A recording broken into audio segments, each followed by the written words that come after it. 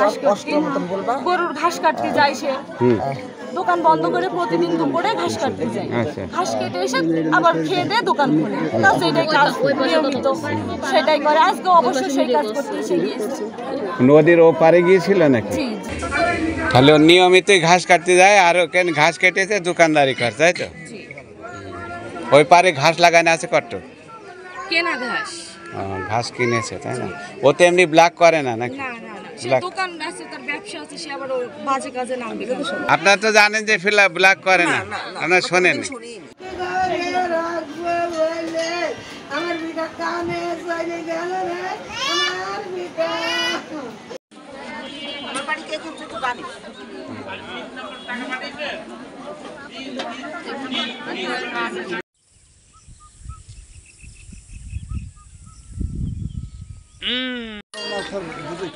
হ্যাঁ বলেন। নেটওয়ার্কে ফোন হয়েছে।